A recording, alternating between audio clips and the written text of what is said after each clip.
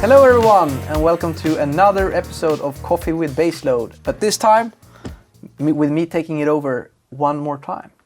It's probably a maybe suitable topic to be leading as well, because this time we got a question from a company called 3&3 Consult Limited, and they are really looking to understand what Baseload is doing to, I guess, engage and bring in young geothermal enthusiasts into the industry.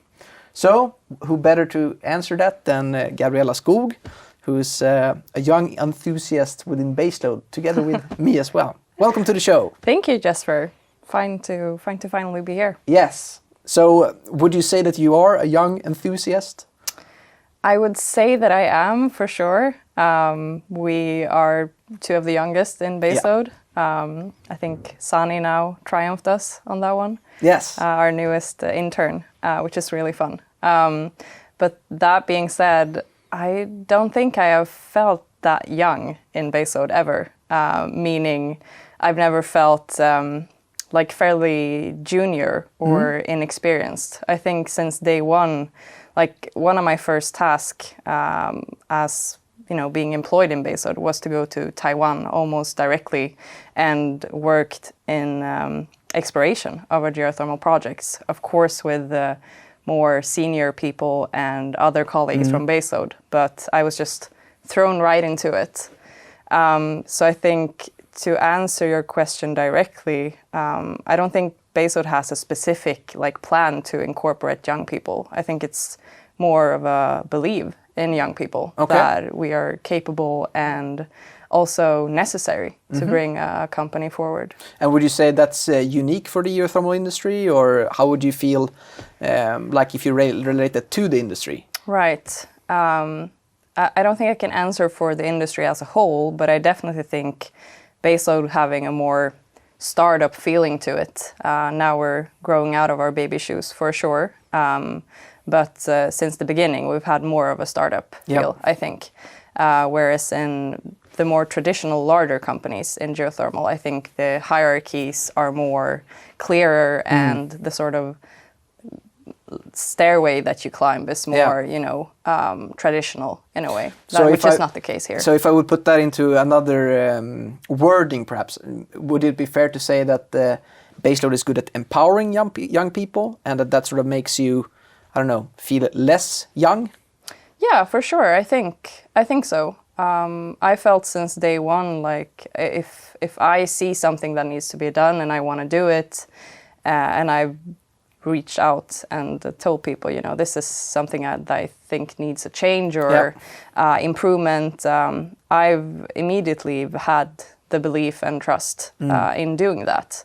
So I think that's an environment where you instantly feel that you are trusted and believed in, and that you also have the power to change since day one. Although you're not in the management team, you're actually a junior. Yeah. But of course, I'm biased to that degree as well. I agree with a lot of what you say. But what would you say is then perhaps one of the challenges or downsides with that? Because it can't all, I'm sure, be easy. Right. Well, I think there are good things to the traditional hierarchies as well. Maybe clearer mentorships, for example. We've been fairly small at Baseload Capital for a while now, but we're growing steadily. So although I've always felt that I've had, really good role models to look up to, having a sort of vague hierarchy, feeling that I'm allowed to do almost what I want, not entirely, of course, but maybe that's, I don't know. It's a really good question, because I think in a way, when you have the freedom to do a lot of things, good things happen. But then, of course, you can learn from, more of a slow processes as well. So there are pros and cons to it, for sure. Yeah, it's pretty interesting, because I'm just thinking for myself, like if I sort of what the drawbacks would be. Right. But I guess it would also be like you're saying that, to some degree you have to take also that amount of responsibility on your own. Of course, you have people that you get a lot of support from and so on. But yeah, like you're saying, just the fact that you sort of have to just have that inner motivation and drive to just sort of do what seems reasonable and right. Yeah. But what would you then say, I guess, twofold? What could the industry learn from Baseload to a certain degree? And I'm thinking also of our friend here at a company, 3&3 Consult Limited, in what they can do to maybe engage him more. But then also, secondly, what can Baseload learn from the industry? Right. Well, I think what the industry can learn from Baseload, I believe that you and I, we started almost at the same time at Baseload, and we had a lot of freedom since day one and a lot of space to move around in, which I believe learned us how to sort of move in a corporate landscape, but not feeling burdened by like structures and hierarchies, because we didn't have that at the time, being a startup, which was a lot of fun. But I think, it was a very fast sort of development for us in the beginning. We learned a lot, we had to learn a lot, and no one really had a time to maybe teach us things. But that's just, the way of a new company, I think. I'm not sure that we could have done anything different in hindsight. But now, as we're growing a lot more, Baseload as a company, we're learning, structures isn't that bad after all.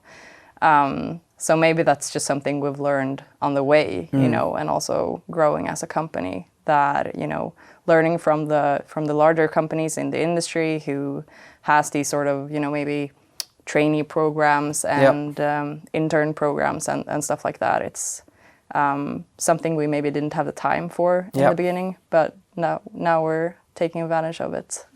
So I think that's a good thing.